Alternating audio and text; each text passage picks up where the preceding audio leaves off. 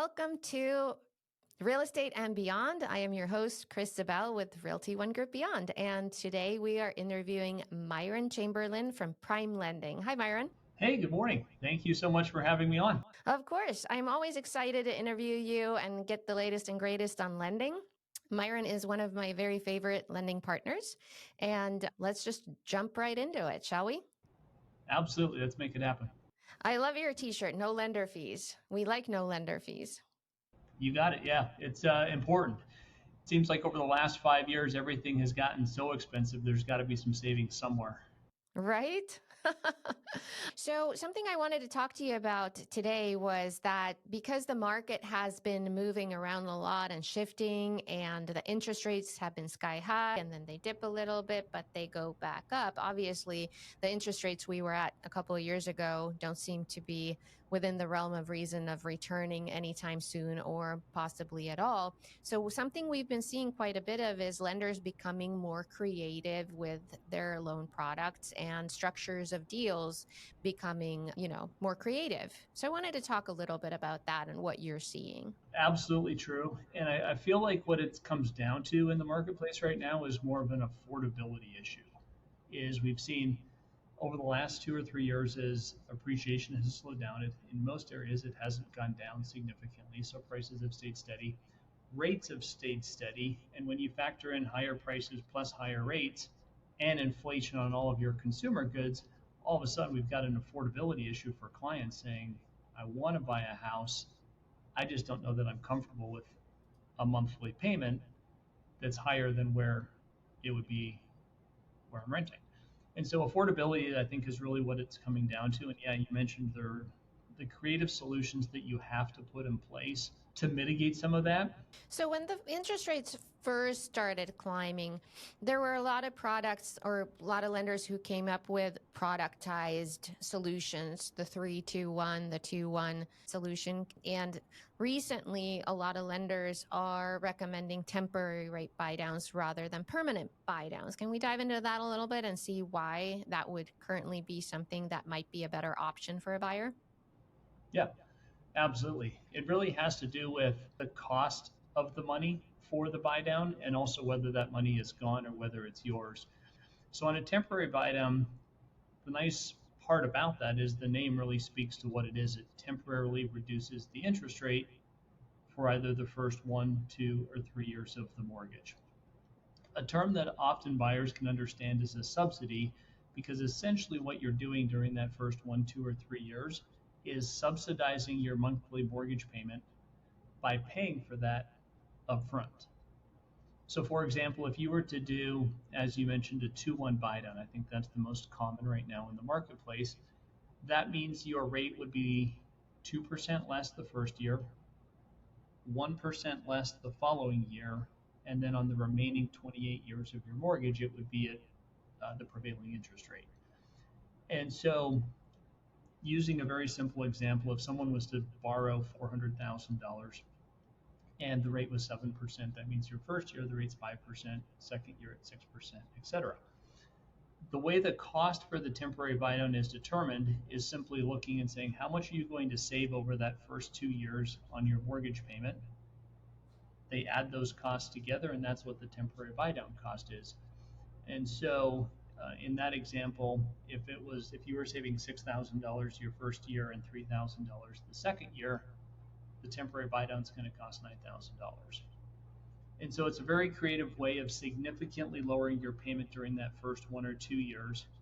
And the reason why there's a greater pull towards using that option is that $9,000 subsidy that you're creating when you buy the house is your money. So think of it as like a savings account that's yours. And so if you sell the home or refinance anytime within that 2-year period of time, whatever you haven't used of the 9,000 is your money. It comes off of the principal amount of your mortgage. And so this is different from a permanent buy down, where if you sell the home or refinance a couple of years into it, that money is gone that you paid for the for the permanent buy down, correct? Yep, no doubt. And permanent buy downs are always more expensive because the lender's basing the cost on that. knowing that they may have to honor that lower rate for 30 years. So in a climate where interest rates are expected to come down, the temporary buy down is a great option, correct? Yeah, absolutely. Going back to that same example we just touched on, if someone was borrowing that same 400,000 and the rate was 7%, $9,000 may take their rate down to 6.375%. So you can see you're getting a smaller reduction in rate, even though it's for a longer period of time. And as soon as the money is spent, it's spent. There's no way to get that back if you refinance quickly. Right. Okay, so that's something we've definitely seen quite a bit of now, and sellers are becoming quite used to doing these buy downs, and sellers are often even offering it already on the listing rather than you having to ask for it in your offer. So that's something, at least here in Florida and also in Arizona, we've been seeing quite a bit of. Yeah, absolutely.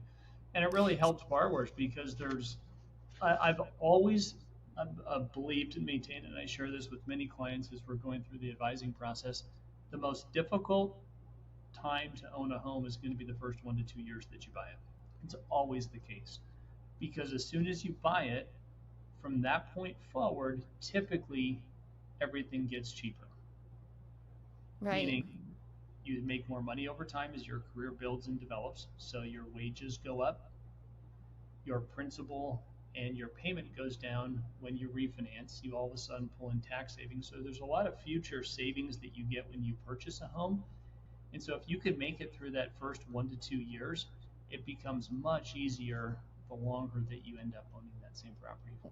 And oftentimes the buyer is having to use a lot or most of their savings for the down payment. So that also takes away their buffer during the first couple of years, which then they start to accumulate again. And then they have more of a buffer in the years to come to handle that payment. Even if the interest rates don't go down and they can't refinance, then they're probably going to be better prepared to handle that payment, right? No doubt. No doubt. And if the runway is 2 years in the examples that we've been given, if you know you have 2 years to make adjustments to your budget, that gives you time to sell vehicles, to pick up a side job. There's lots of things that you can do to mitigate those higher payments when you know you have a runway to do so. And I think the other part that kind of plays into this that is so important to discuss is interest rates right now. My experience is that when they hit 7% or go above 7%, instantly that puts buyers into the sidelines. People just sit in the sidelines and say, I'm not going to buy now. I'm going to wait for rates to come down. And it's estimated that there's over 5 million buyers that would purchase now if rates were less. And that's nationally, of course. But the reason why that number is so significant is that we only have, as it stands right now, our existing home sales is at like 4.15 million per year, and new construction is like 675,000. So you only have less than 5 million sales per year, but you've got 5 million buyers saying, I'm going to do this when rates come down. If you think of the demand that's coming when we see rates coming down, it's going to be all the more important to purchase now and the uh, save yourself the buying frenzy that's going to come when rates are falling. Because when there is a buying frenzy and a lot of more buyers are entering the market, then the prices are likely to get higher, right? Easily, easily. I mean, if nationally you see on almost all of the indexes that are out there, whether it's the Realtor.com, the Case-Shiller, any of the home price appreciation indexes that we have nationally, they're still trending between 4 and 6%. Nationally, if prices are still going up with mediocre demand, you're never going to catch. It's like catching a falling knife. You're never going to catch a lower payment with higher prices, even if interest rates are less. Right. And that's something to keep in mind, is that because so many buyers are in the sidelines, now might be a really good time to buy and just utilize these creative tools to get your payment to be lower and then take advantage of the lower rates through a refi, because there's no competition on a refi. Just do it when you want to. Yeah, I've looked at these numbers every which way, saying if someone was to buy now, or should they buy in a year from now when prices are 6% higher, but rates are even 1 or 2% less, you can almost never pencil it out to where someone is better off financially waiting that year and paying 6% more for the same house. Well, and this is why it's also important to negotiate and use a realtor who can negotiate on your behalf and really get you as much benefit as possible in terms of those concessions that a seller can pay for and helping them buy the rate down instead of the buyer having to do it out of pocket. Yeah, absolutely critical. And even more so with the changes that we're going to be seeing here in July and August with the NAR settlement and the commission Well, restructuring. this is actually a great segue to the NAR settlement. So let's talk a little bit about that and how that affects things. So, for those of you who are not on top of the NAR settlement, basically the settlement entails that the buyer's compensation, the buyer's broker's compensation will no longer be available on the MLS. It can still be offered by the seller's agent, the listing agent, but it is not mandatory and the information will not be available on the MLS. Now, another component that comes into play with the settlement is that it will be required to have a buyer broker agreement specifying what the buyer's broker is getting paid by the buyer before showing any homes. It has been worked like this in commercial real estate for a long time. So it's not a novel concept, but it is new to residential realtors who are now panicking over how do they get paid. So anybody who is good at negotiating is going to try to work this into a concession paid by the seller as well if it's not being offered outright from the jump. So that means that if let's say the buyer's broker's compensation, let's say it's $15,000, the buyer's broker is going to try to negotiate that $15,000 as a concession into something that is paid by the seller to the buyer so that technically it comes out of the purchase price the way it always has. Now, the question is, and something we've come across is now that we're talking about multiple concessions and trying to negotiate these in, it's very important to know that there are maximum limits to how much a seller can actually contribute to the buyer's closing costs, rate buy downs, buyer broker compensation, all of that. Can we dive into that a little bit? Yeah, sure. And I think maybe even before we touch on that, it is now more important than ever to ensure the realtor that you're working with and the lender understands these things because, from an advising perspective, you're going to have to get creative with how these fees are going to be paid.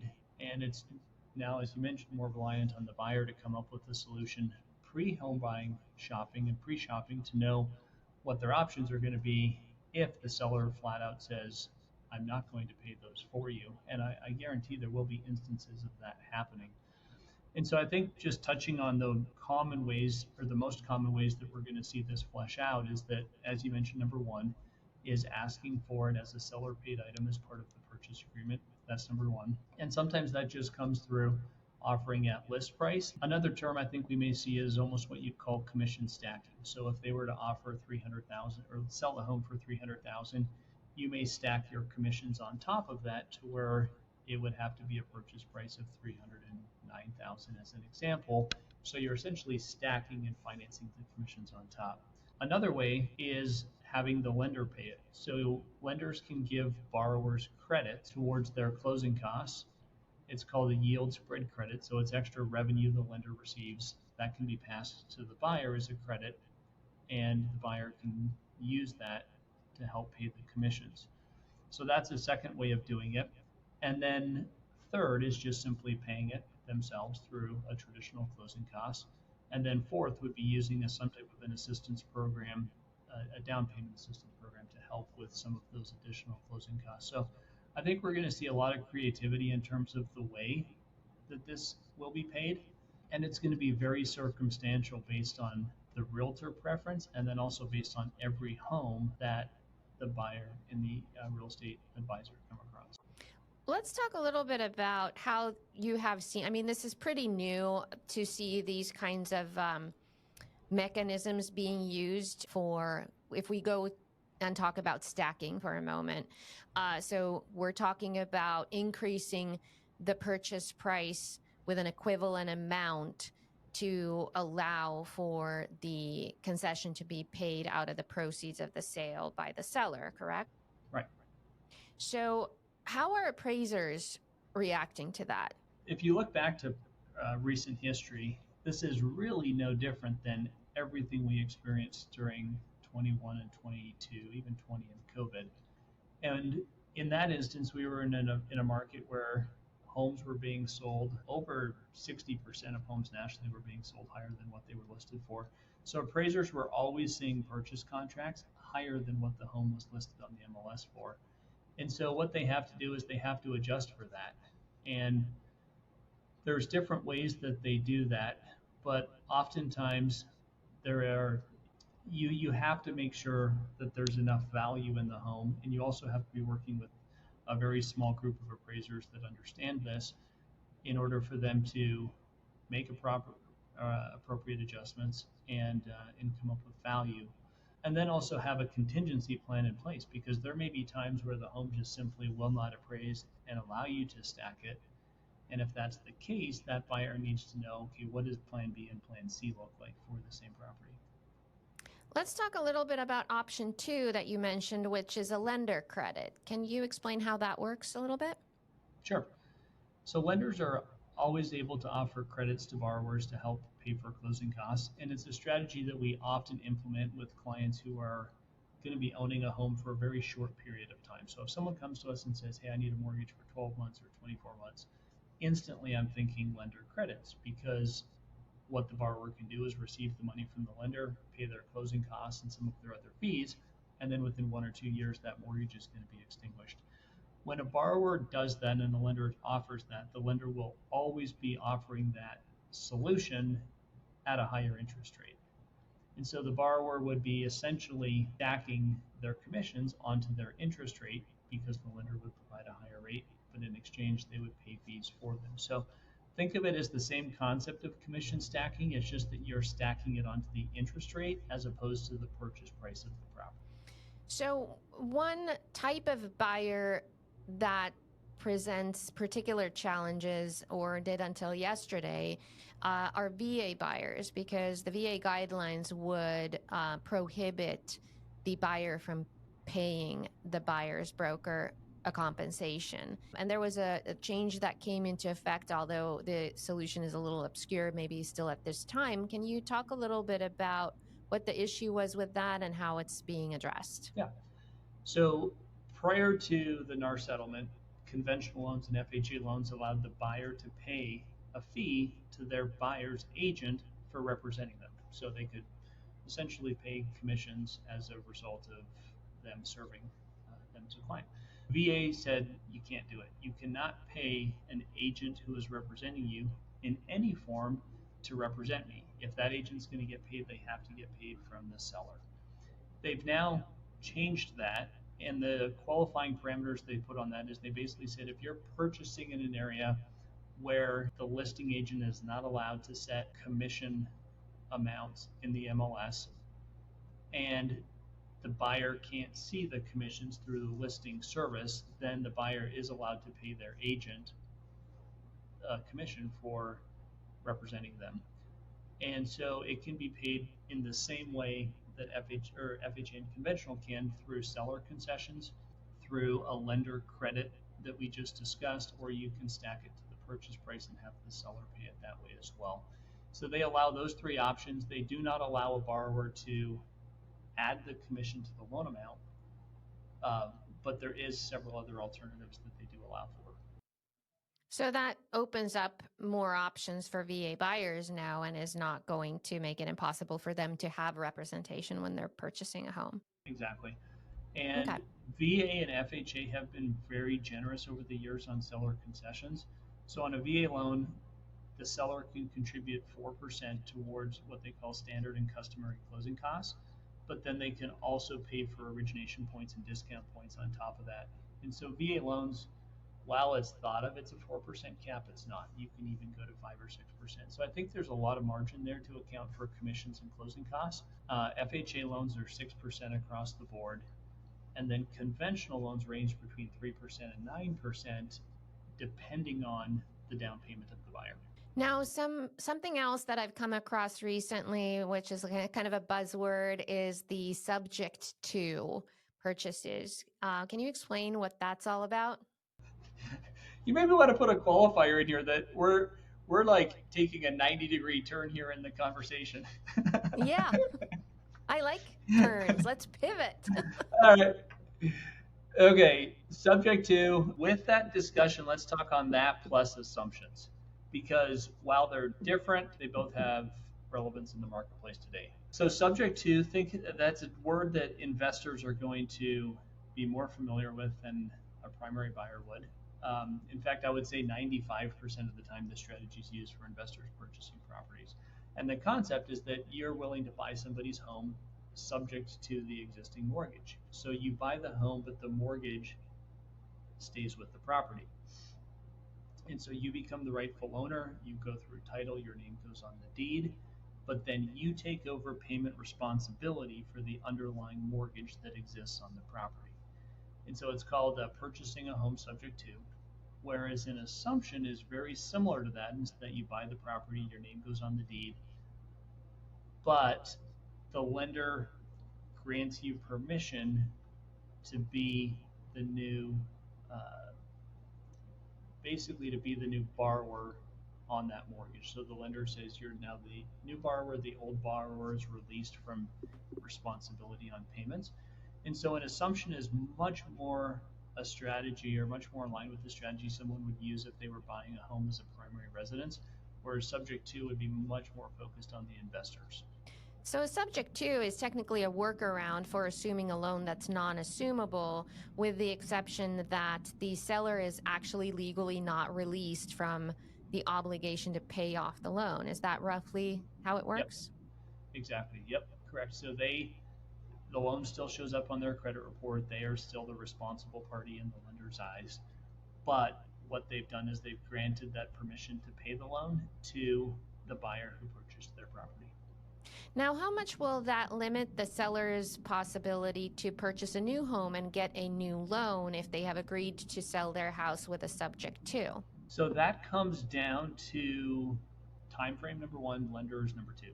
So if they are looking to go purchase a new loan and take out a government form of financing, whether it's FHA, or USDA, typically they need to prove that the person who took over the payment responsibility has made on-time payments for 12 months. When you have a 12-month history, the lender says, okay, great, someone else has shown responsibility, the loan's been paid on time, therefore you're released. So you can omit it from your debts when you go to purchase something new. On a conventional loan, it does not work that way. Even if someone has made the last 12 payments, the underwriter will not release you from that debt. The only way to be released from that is to show the person who purchased your home is actually renting it back from you. So it's rental income, which then can offset the mortgage payment. But as a rule of thumb, conventional, it's not as easy to have that payment omitted after 12 months. No, the ultimate question, where is the market going? Where are the rates going? Let's get your prediction here. I think I'll give some insight on that, but I think one last thing to finish off the assumption discussion on is it's a comment that, or it's a term that people have always said, oh, I'll assume it. Like it's I don't know if you call it a buzzword, but it's something that generates a lot of interest and enthusiasm. But then when you actually see it played out, it plays itself out far less than what it's talked about. And the reason for that is the loans that are attractive right now to be assumed, the loans that have a high desirability were originated before March of 2022. So anything before that has an interest rate low enough to be an attractive asset to a buyer. But typically homes that had loans put on them before March of 2022 have a lot of equity in the property. And so the challenge for that buyer becomes saying, okay, you've got a 2.5% loan at 200,000, but you're selling the home for 400,000. Where do I come up with that 200,000 to pay you the difference? And so that's where assumptions oftentimes fall apart, is that there is just too much equity in the property for that equation to make sense. But if the equity is less and the borrower does have some down payment to pay that difference, it's an absolutely beautiful solution, and I've seen it work. Let's see. Yes, market predictions. Where are we going? Where are the interest rates going to be in 12 months?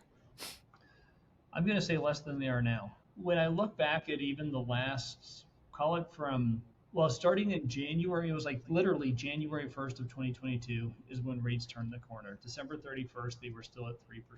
By like February, they were into the 4% range. So that was the day where rates started going higher. In May to June of 2022, that's when they got into the 5 and 6% range. And then they've been trending between 6, 7, and maybe even touching 8 over the last 2 years. But if you look within that last 2 to 2.5 years, there's already been swings within that time frame to where some rates have dipped down into the high fives, sometimes they're in the low sixes. So you see rallies and swings up and down even within a very short period of time. And it's always been that way in my career. So I think that will continue. And the other reason why I'm so confident that rates are going to be less, I personally believe they'll be back into the 5% range, is because rates are tied to inflation like so closely. And I mean so closely, like within minutes. So when I'm watching the market and I hear someone make a comment about inflation improving and it's somewhat of significance, within 3 to 4 minutes my rate chart is moving, and rates are moving as a result of that comment. And so they live and breathe on inflation driven remarks and sentiment and data. And as we saw in the CPI report this morning, inflation is calming. And in fact, inflation itself in almost all of the categories that the Fed looks at is at zero. The only two categories that aren't at zero right now are rent and motor vehicle insurance. Those two categories are still high, but they are coming down. And so when those two categories catch up to the rest, we're going to see inflation move back to the Fed's 2% target. That's going to bring interest rates down.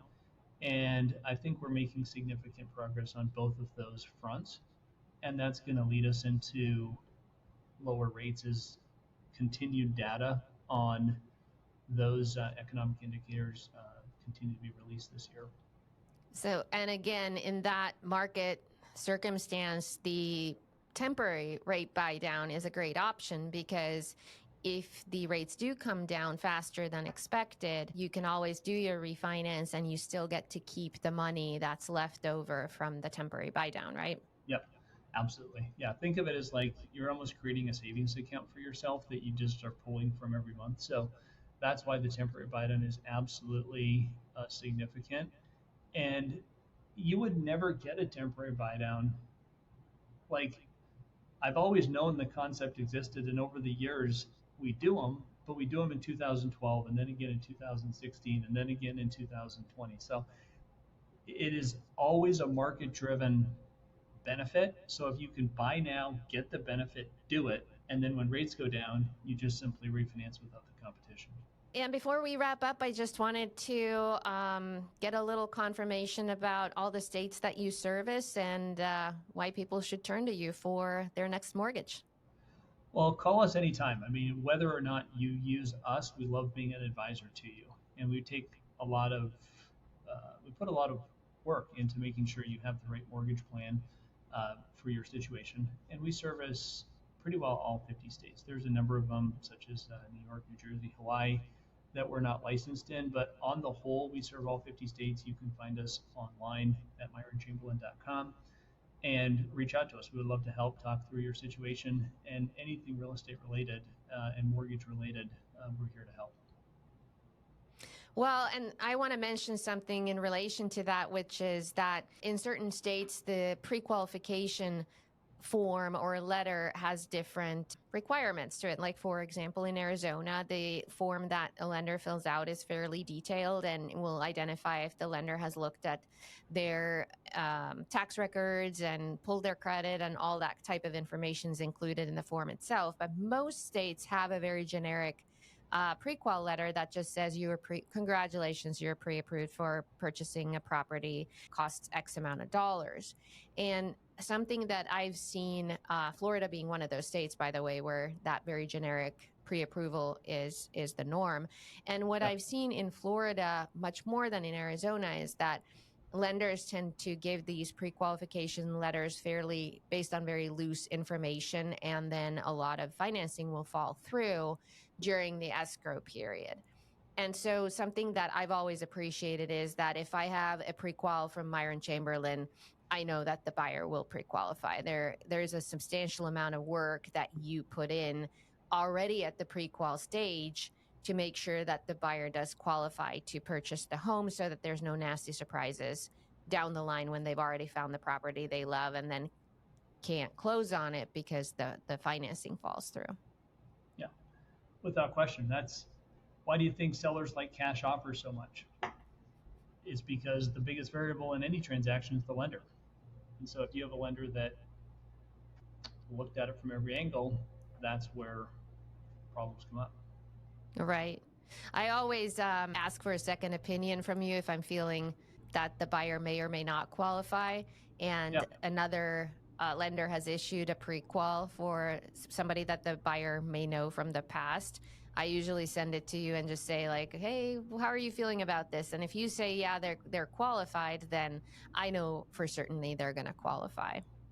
yeah. Well, we don't bat 1,000, but we try to get pretty close. Well, you've hit all of mine, so. Good, good, good. And then another thing I wanted to mention too is that shopping around for rates. I always recommend buyers do that. And your rates have been extremely competitive over the past years and continue to be so. And so, even if you have a lender that you really like and you like working with them, I do recommend that you guys contact Myron when you have your next deal and see what kind of rate he can do, because quite often his rate is a lot better than another lender's. And if you are able to save your buyer a substantial amount of money in their mortgage payment every month, they're going to smile and think of you every time they write that check. Yeah, no doubt. It's good. And it shouldn't offend a lender if you're going to shop with 2 or 3 places. I mean, it's. No, and you're not offended. You know, when I send you a buyer that they're going to shop around, you just got to be competitive.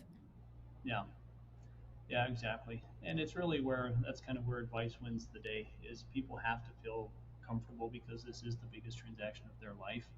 And they need to understand that, value is really a good rate plus the service and closability to go with it.